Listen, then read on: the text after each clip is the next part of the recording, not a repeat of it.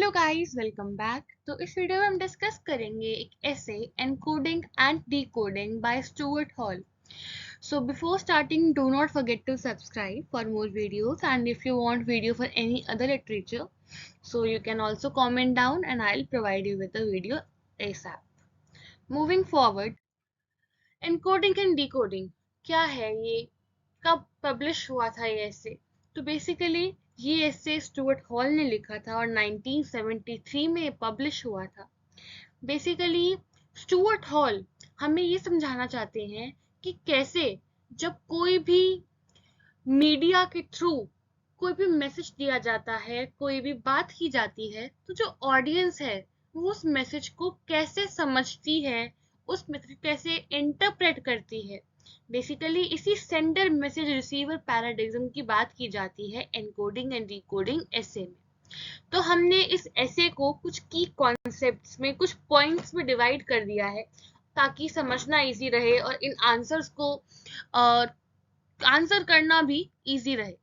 तो moving forward की concepts के साथ फर्स्ट पॉइंट है हमारा एनकोडिंग डिकोडिंग मॉडल।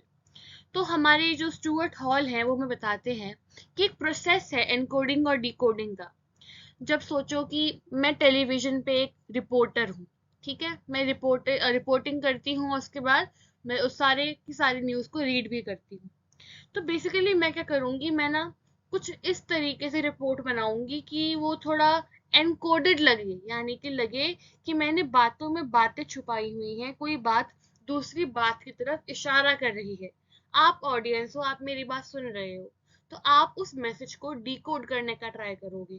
आप सोचोगे कि जो मैंने बात बोली वो मैंने किस कंटेक्स्ट में बोली, क्या मैंने किसी को टारगेट किया है, क्या मैं रिलीजन के एस्पेक्ट में बोल रही हूँ, क्या मैं किसी कल्चर को टारगेट कर रही हूँ। इस बात को हम आगे और भी ज्यादा डिटेल में समझेंगे। Moving forward to encoding. अब एनकोडिंग वो प्रोसेस है, अभी जो मैं एनकोडिंग डिकोडिंग पढ़ा उसी को डिटेल में पढ़ रहे हैं। सोचो कि मैं हूँ एक रिपोर्टर, मैं हूँ एक रीडर, ठीक है। अब मैं टेलीविजन के थ्रू या रेडियो के थ्रू मैं आपको कुछ न्यूज़ पढ़ के सुना रही हूँ। चलो राम मंदिर की न्यूज़ मान लेते हैं। अब उस न्यूज़ में मैंने आपको पिक्चर दिखाई एक रेड कलर के फ्लैग की, जो आपने देखे होंगे मार्केट में भी, जय श्री राम के जो फ्लैग्स लगे होते हैं वो दिखाया। तो मैंने कुछ एनकोड किया है, मैं प्रमोट कर रही हूँ कि ये जो फ्लैग है ये हिंदुइज्म को दिखा रहा है, किसी कल्चर को रिप्रेजेंट कर रहा है, किसी रिलीजन की सिग्निफिकेंस को प्रेजेंट कर रहा है।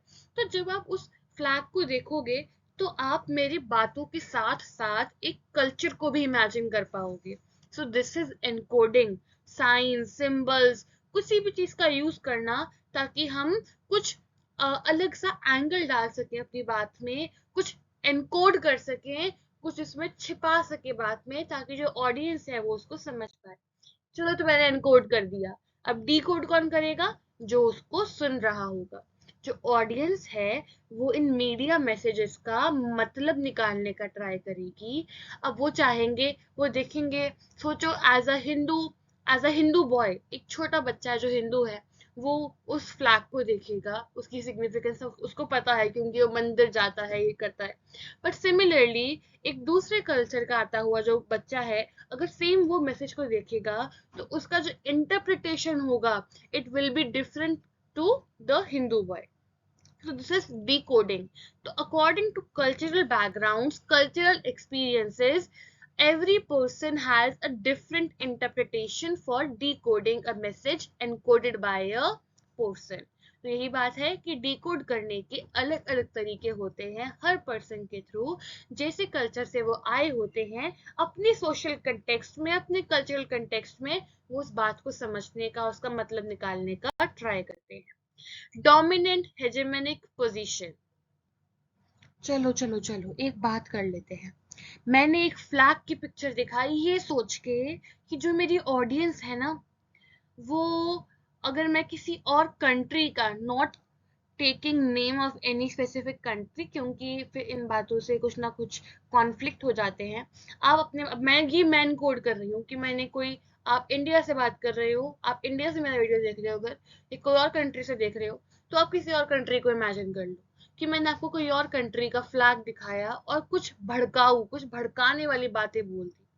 और मैं चाहती थी कि जो मेरी ऑडियंस है वो ये बात देख के भड़क जाए। मैं ये नहीं चाहती कि वो मेरा अपोज करें या अपना स्टैंड लें, मैं चाहती हूँ कि वो मेरे वर्ड से, मेरी बातों से भड़क जाए। और यही हो गया।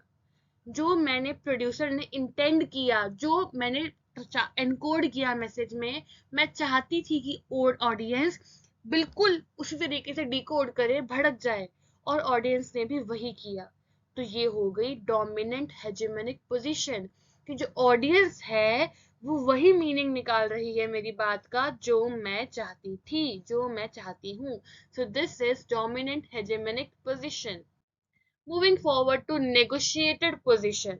अब ऐसे में क्या होता है कि कभी कभी ना जो ऑडियंस है वो डोमिनेंट मीनिंग को एक्सेप्ट तो कर लेती है, कि जो मीनिंग मैं दिखाना चाहती हूँ उसको मान तो लेती है, पर साथ ही साथ वो अपनी थिंकिंग को, अपने स्टैंड को भी रखती है।